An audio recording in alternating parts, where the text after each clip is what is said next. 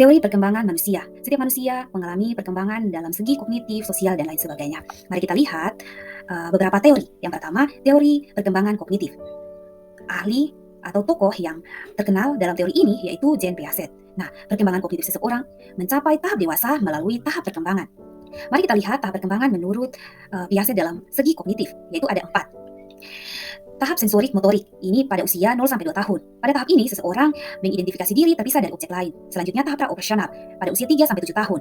Pada usia ini, seseorang dapat mengidentifikasi dan mengaitkan antara objek dengan simbol melalui penggunaan bahasa. Selanjutnya, tahap operasional konkret, yaitu di antara usia 7-11 tahun. Pada tahap ini, seseorang dapat berpikir logis dikaitkan dengan kejadian di sekitarnya. Selanjutnya, tahap operasional formal, yaitu pada usia 11 tahun ke atas. Di sini, seseorang mulai berpikir logis tentang objek abstrak. Quine dan Ulian berpendapat bahwa seseorang secara alami berusaha untuk koherensi di antara satu set dengan set lainnya. Artinya, perlu adanya asimilasi pemahaman baru dengan pemahaman yang sudah ada sebelumnya. Kuhn berpendapat bahwa pergeseran paradigma dan gagasan Piaget tentang akomodasi. Ketika penyesuaian tersebut menjadi berlebihan atau ketika asimilasi gagal dalam beberapa cara struktur internal yang ada harus direkonstruksi. Wittgenstein berpendapat bahwa seseorang menciptakan representasi internal dalam menanggapi pengalaman. Ia mengakui bahwa representasi internal ini bukanlah entitas terpisah yang tidak terhubung atau tidak dipengaruhi oleh representasi internal lainnya. Seseorang tidak dapat memproses persepsi dan keyakinan secara terpisah melainkan menjadi satu kesatuan struktur. Gagasan tentang mental struktur dikemukakan oleh Johnson Laird. Beliau berpendapat bahwa model mental adalah dasar untuk penalaran manusia dan perkembangan kognitif. Proses transformasi model mental menjadi skema dikaitkan dengan gagasan mengembangkan otomatisitas dalam melakukan tugas-tugas berulang yang sering merupakan hasil yang ditargetkan dalam banyak program pelatihan. Selanjutnya, teori mediasi sosial kognitif. Nah, salah satu tokoh yang terkenal dalam teori ini yaitu Lev Vygotsky. Beliau adalah psikolog awal yang karyanya tidak dikenal luas di luar Rusia sampai beberapa dekade setelah kematiannya. Vygotsky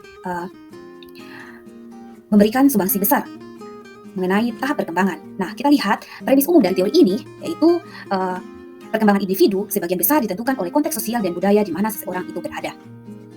Menurut Vygotsky, interaksi sosial dan budaya memiliki peran penting pada perkembangan kognitif anak. Kemudian bahasa sangat berperan penting sebagai alat untuk seseorang dapat berinteraksi dengan orang lainnya.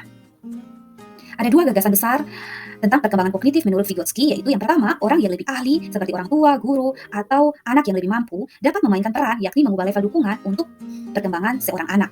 Yang kedua, zona perkembangan proksimal yang merupakan celah atau perbedaan antara seorang anak dapat mengerti suatu konsep atau melakukan konsep tersebut tanpa bantuan orang yang lebih dewasa atau orang yang lebih berpengalaman. Selanjutnya, teori psikososial menurut Erikson. Erikson adalah seorang psikoanalisis Jerman Amerika yang tertarik khususnya pada pengembangan identitas. Erikson mengendalikan 8 tahap perkembangan yang mencakup seluruh kehidupan seseorang.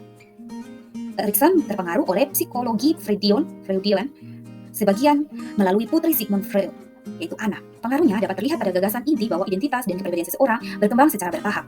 Kemudian ego dan identitas memainkan peran penting dalam teori perkembangan Erikson. Nah, kontribusi Erikson adalah adanya perluasan teori pengembangan kognitif yang melampaui masa remaja menjadi dewasa, kedewasaan, dan usia tua. Erikson menyimpulkan bahwa tidak semua peserta didik adalah sama. Banyak perbedaan di antara mereka yang disebabkan oleh tahap perkembangan dan teori perkembangan yang berbeda. Mari kita lihat teori perkembangan menurut Erikson. Ada 8 tahap perkembangan, yaitu masa bayi. Ini berada di antara 0-1,5 tahun. Di sini seseorang lahir hingga proses berjalan. Nah, pada usia ini,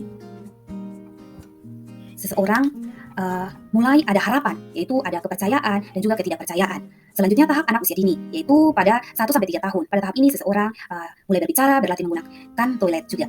Nah, di sini ada keinginan antara rasa malu atau ragu versus otonomi. Selanjutnya, usia bermain itu berada di antara kisaran 3-6 tahun. Di usia ini, seseorang memasuki tahap prasekolah dan juga membaca. Nah, di sini ada tujuan, ya. Ada tujuan yang diharapkan dari seorang anak. Anak kemudian mulai ada inisiatif dan juga ada rasa bersalah. Selanjutnya, tahap usia sekolah, yaitu pada usia 5-12 tahun. Pada tahap ini adalah tahap di mana seseorang mulai bersekolah. Di sini mulai ada kemampuan.